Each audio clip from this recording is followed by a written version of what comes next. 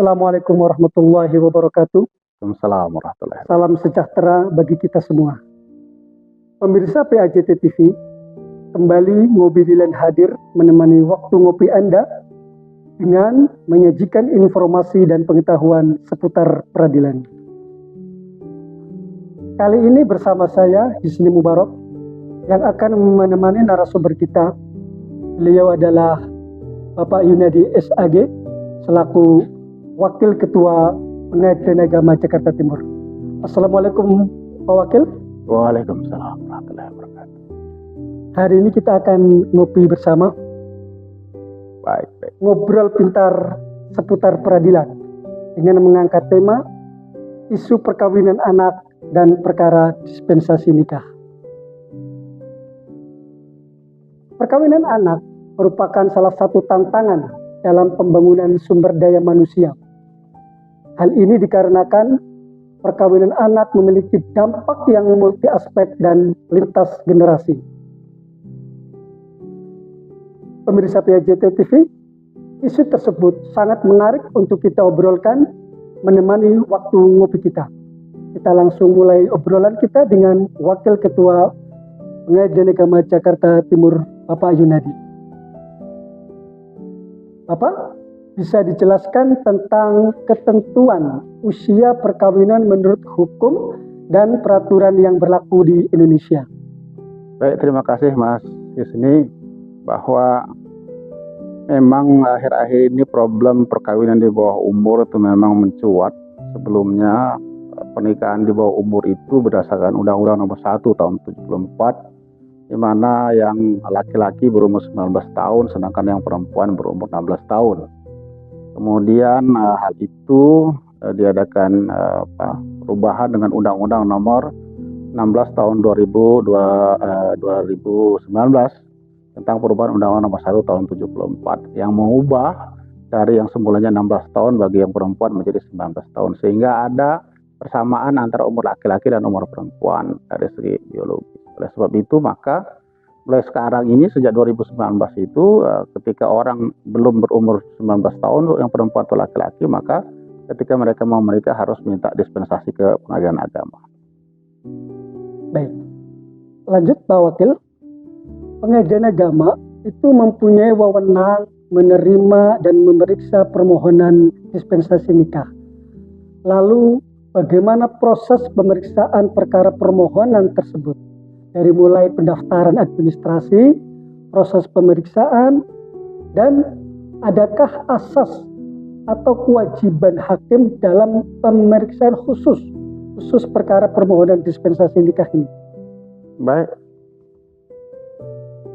yang harus kita pahami bahwa kewenangan untuk menikahkan seseorang itu bukan kewenangan pengadilan agama.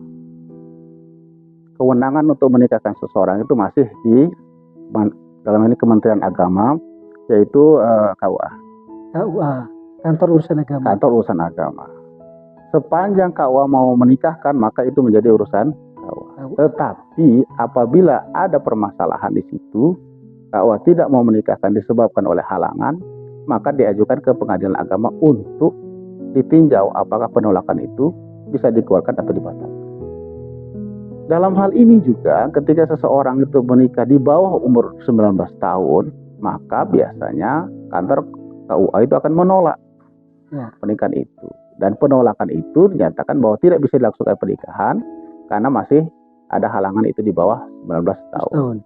Nah, penolakan itu yang dibawa ke Pengadilan Agama.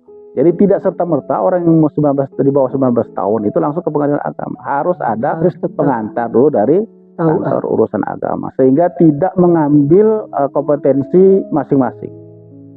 Nah, ketika itu sudah dibawa ke Pengadilan Agama dengan surat lampiran yang dibawa itu, penolakan itu, baru Pengadilan Agama nanti akan menerima, memeriksa dan memutuskan apakah penolakan itu akan dikeluarkan, artinya tetap ditolak dan dia tidak bisa menikah, atau memang penolakan itu dibatalkan oleh Pengadilan Agama dengan berbagai pertimbangan. Nah, oleh sebab itu maka sebelum mengajukan ke Pengadilan Agama itu, makanya harus mempersiapkan semuanya, persyaratan-persyaratan itu, sehingga nanti ketika di Pengadilan Agama nanti akan diproses.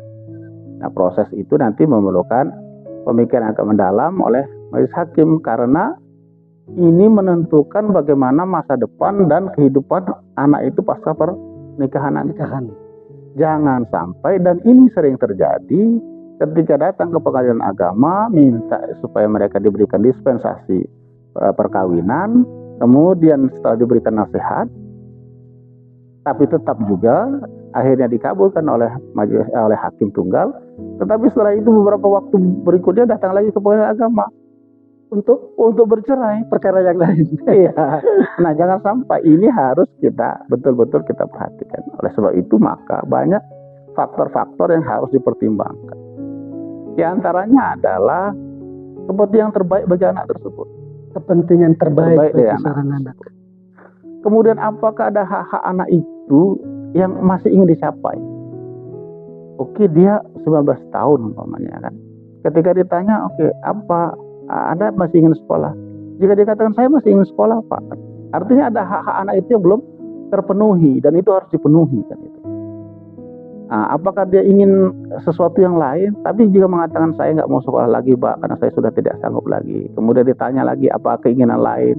Bagaimana dengan keadaan ekonomi? Saya sudah tidak mampu dan ini. Kemudian ditanya dengan orang tuanya, bagaimana kesiapan orang tuanya terhadap anak ini nanti setelah menikah? Bagaimana jaminan orang tua ini terhadap ekonominya pasca pernikahan itu, dan di mana mereka akan tinggal nanti, karena pada prinsipnya mereka belum punya apa-apa, belum punya kemampuan apa-apa, kemampuan finansial belum ada, bahkan mungkin skill untuk melanjutkan hidup pasca pernikahan juga belum ada.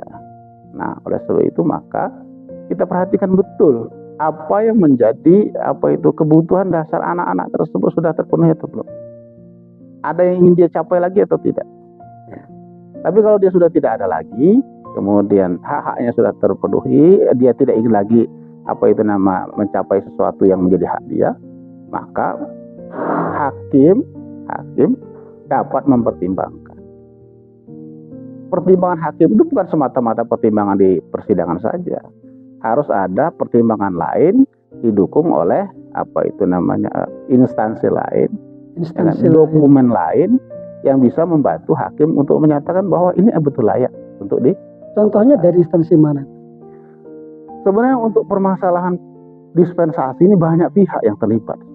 Kita berbicara pada hulu dan hilir. Jika kita berbicara pada hulu, maka kita akan berbicara bagaimana anak ini bisa dicegah sebelum terjadi pernikahan. Kemudian nanti kita akan berbicara di hilirnya. Bagaimana setelah mereka menikah dikabulkan dispensasinya, mereka bisa hidup layak dan kehidupan rumah tangga bisa langsung sampai ujungnya. Nah, ketika kita untuk menentukan bahwa ini akan dikabulkan, maka kita butuh data yang lain. Contohnya, apakah betul secara psikologis anak ini sudah matang? Dan data itu tidak bisa hanya dilihat di persidangan aja. Kita butuh lembaga lain kan itu. Kita butuh psikolog kan itu. Kan? Kemudian apakah betul kan umur 19 tahun anak ini secara biologis sudah matang kan? Kalau memang dia sudah matang, kita bisa kabulkan. Kalau dia belum matang, kita harus jelaskan kepada anak tersebut dan kepada orang tuanya bahwa kondisi yang seperti ini.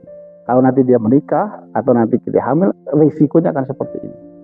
Nah, itu yang harus kita bayangkan, harus kita gambarkan kepada mereka. Dan itu tidak cukup oleh hakim hanya mendengarkan keterangan orang tua atau anak itu saja di persidangan. Kita butuh lagi lembaga-lembaga lain yang bisa mensupport itu. Di antaranya contoh yang benar. Ketika mereka nanti sudah menikah, kemudian kemampuan ekonominya lemah, karena memang nggak punya kemampuan apa-apa, secara skill nggak punya. Bagaimana mereka akan hidup nanti? Perlu nanti kita lembaga lain untuk mensupport supaya mereka bisa hidup layak nanti. Oleh sebab itu maka perlu kerjasama berbagai instansi untuk satu mencegah jika belum terjadi. Yang kedua, bagaimana menyelamatkan apabila sudah dikabulkan. Jadi banyak yang menjadi pertimbangan hakim itu. Hakim tidak serta-merta mengabulkan itu. Memang ada beberapa hal yang menjadi faktor yang mendesak. Di dalam undang-undang tersebut mengatakan ada hal-hal yang sangat mendesak. Meskipun hal-hal sangat mendesak itu juga interpretasinya panjang. mungkin karena banyak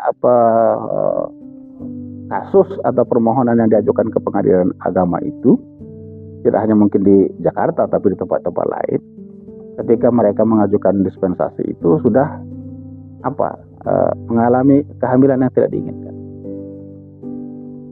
Dan ini sebenarnya menjadi pertimbangan apakah itu bisa dikabulkan atau tidak.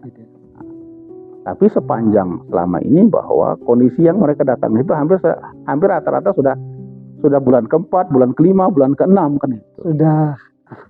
Sudah injury time kan gitu. Injury time. Itu termasuk kebutuhan yang mendesak ya, sehingga bisa dikabulkan oleh hakim tunggal di pengadilan agama.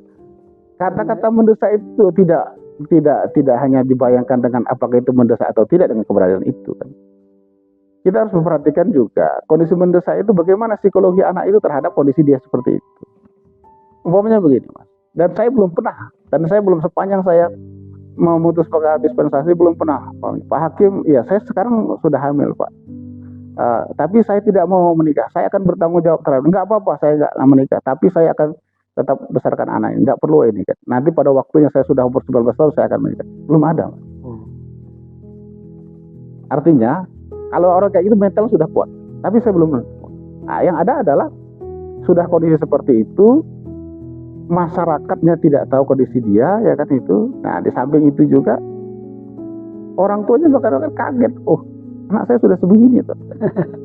Nah, yang dipikirkan oleh majelis hakim itu bagaimana satu menyelamatkan ibunya, yang paling penting itu menyelamatkan anak. Kepentingan anak. Sekarang kalau kita perhatikan Mas, ada beberapa hal jadi catatan. Pertama, yang datang ke pengadilan agama itu satu, belum hamil. Oke. Belum hamil dibagi menjadi dua. Belum hamil, kondisinya masih baik. Ya. Tidak ada dalam pengertian masih aman. Masih suci. Tidak hamil, tapi kondisinya sudah berhubungan. Iya. Dua kemungkinan itu. Yang ketiga, yang datang ke pengadilan agama itu sudah hamil. Oke. Kalau sudah hamil pasti sudah rusak. Ya. Nah sekarang kita mulai dari yang sudah hamil. Ya, sebenarnya ketika dia datang sudah hamil itu Mas, yang harus jadi fokus pikiran kita itu penetapan pengadilan, atau yang menjadi fokus kita itu adalah menyelamatkan ibu dan anaknya. Karena menarik ini. Gimana? Karena tanpa ada putusan pengadilan, penetapan pengadilan itu tentang dikabulkan atau tidak kabul, anak itu akan lahir. Oke, kita tolak, anak akan tetap lahir. Kita kabulkan, anak tetap akan lahir. Artinya ada atau tidak ada penetapan, anak itu akan lahir. Yang menjadi problem itu bagaimana kelahiran anak itu, dengan kondisi dia ketika dia hamil tanpa ada nutrisi. Tidak akan mungkin dia akan mengkonsumsi minuman yang bergizi. Kalau itu kan cepat besar Mas, kan kelihatan tetangga sebelah kan. Ya jelasnya akan ditahan sebagai bagaimana nggak kelihatan oleh. Dan itu potensi stunting. Nah kalau sudah gitu tubuh perkembangan anaknya itu, janinnya itu nggak akan normal. Kalau tidak normal, potensi waktu melahirkan adalah kematian ibu dan anak. Jadi itu yang harus kita bayangkan ketika dia hamil datang. Maka hakim harus berpikir betul bahwa bagaimana anak ini bisa tidak dia ketika hamil itu dia akan melahirkan dengan cara yang baik. Ada memang seorang itu, dan pernah saya ketemukan memang kondisi kalau dia nanti melahirkan itu akan membahayakan ibu. Dokter mengatakan ini kalau melahirkan Pak, ini akan membahayakan ibu, akan menyebabkan kematian ibu. Dan itu menjadi pertimbangan. Nah kita berpikir ke arah sana. Jadi ketika hamil itu penetapan itu bukan sesungguhnya orang Mas, bagi saya, karena mereka masih punya pilihan. Betul. Ketika settlement bahwa mengatakan bahwa setiap anak punya hak untuk mendapatkan akte kelahiran tanpa melihat kan gitu status perkawinan. Kecuali umpamanya setiap orang yang anak yang dilahirkan itu akan mendapatkan akte kelahiran apabila statusnya pernikahannya.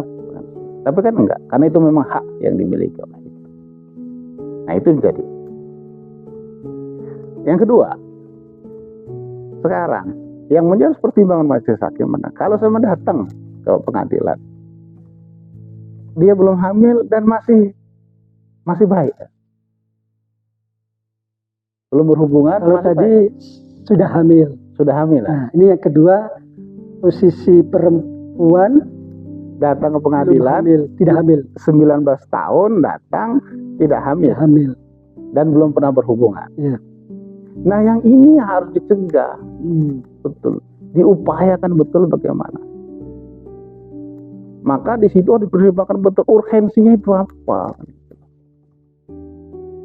Karena harus mencari hal-hal yang mendesaknya itu apa. Secara hubungan dia belum. Kalau hanya mengatakan takut zina, ya setiap orang takut semua mas. Kalau umpamanya takut tabrak mobil, ya berarti kita nggak pernah akan keluar rumah lah karena takut tabrak mobil kan. Yang itu, kalau takut perempuan itu. Nah ini harus cegah, dan mencegah itu nggak bisa hanya sekedar kita ditolak oleh majelis hakim, ditolak kan gitu.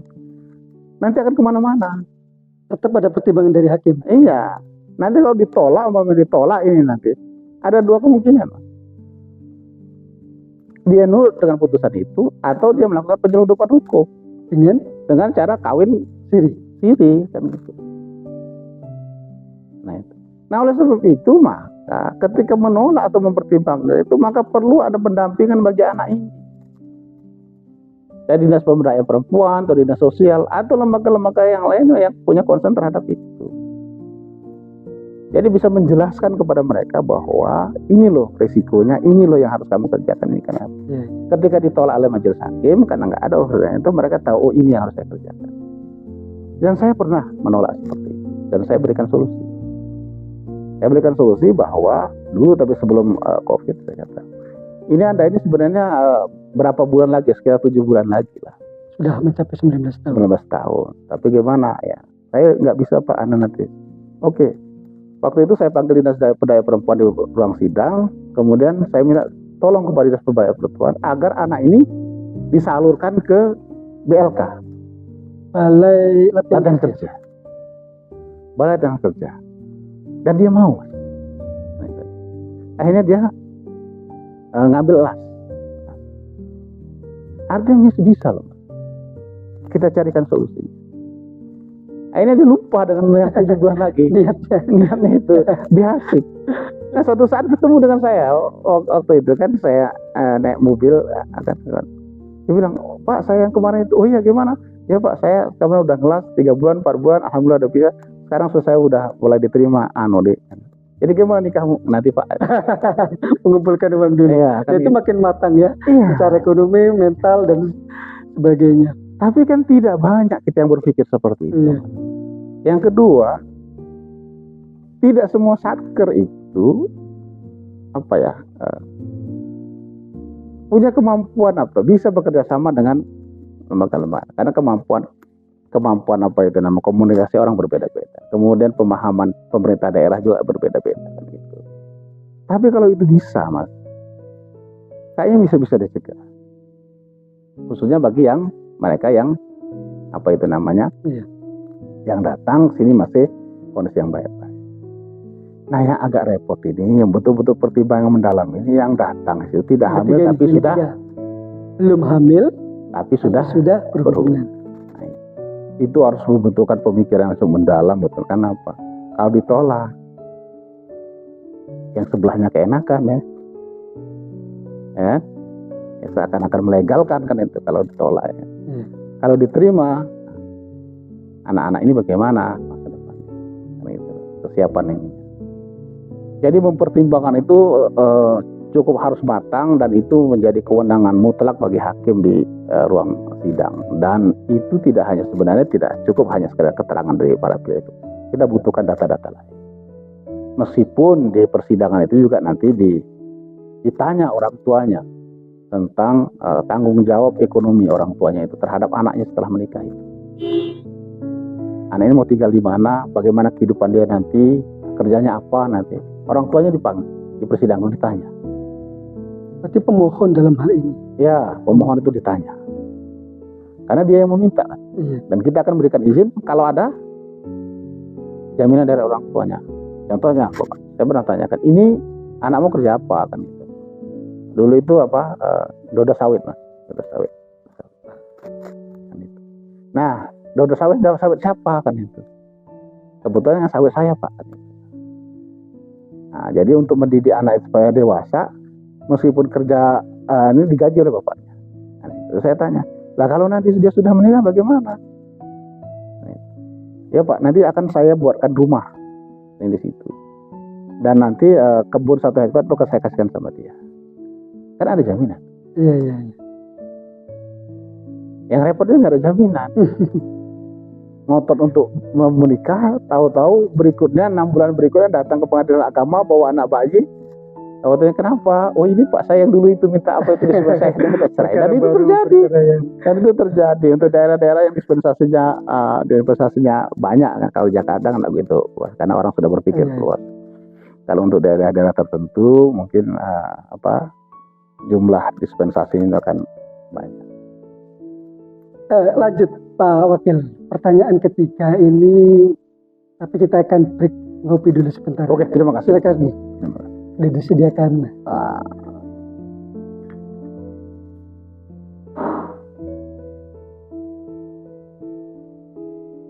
Kita lanjut pertanyaan selanjutnya. Oke. Ada 18 kementerian atau lembaga pemangku kepentingan kunci strategi nasional pencegahan perkawinan anak atau Setranas PPA. Salah satunya adalah Mahkamah Agung. Bisa sedikit dijelaskan peran Mahkamah Agung dalam strategi nasional pencegahan perkawinan anak tersebut? Silakan Pak Wakil.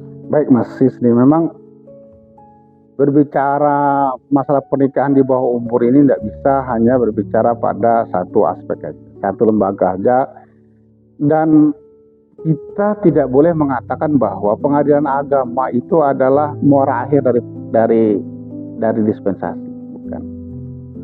Dia memerlukan banyak lembaga kementerian lain. Tadi Mas Isi sudah mengatakan 18.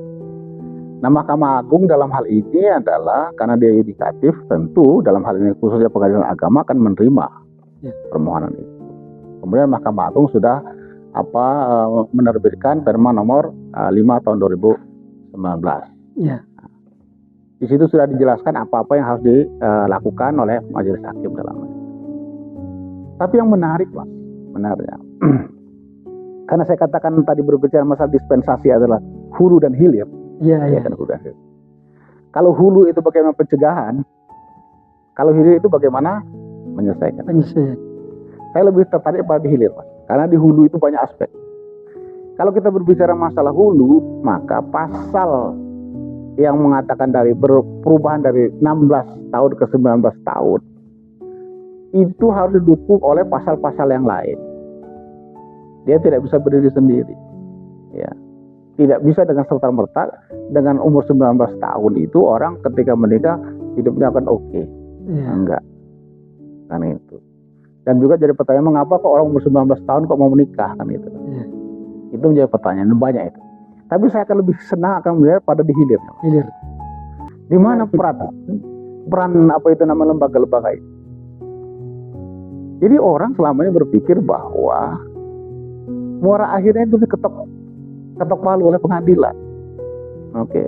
Orang mau datang ke pengadilan agama 19 tahun ditolak oleh KUA, kan akhirnya datang ke sini, kemudian akhirnya diketok, dikabulkan.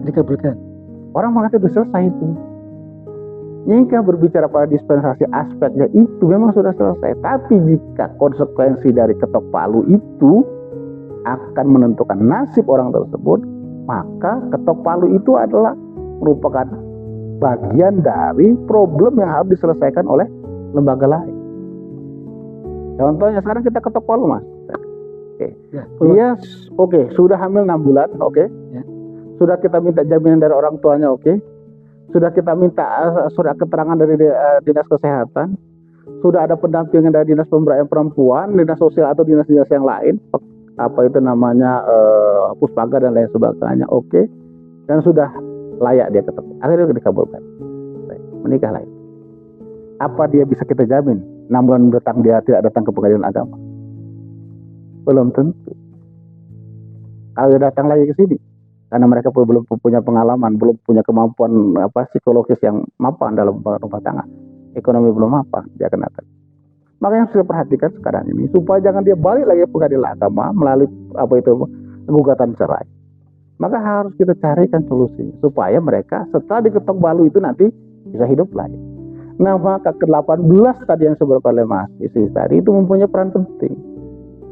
Contohnya kan itu, contohnya.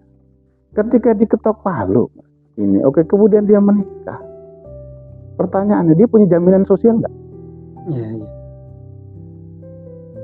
Karena dia nggak punya pekerjaan ya, Mas. Meskipun saya punya pekerjaan penghasilan itu kan. Tapi nyata di lapangan kan nggak sampai kita disenting, Mas. Saya keluar pekerjaan.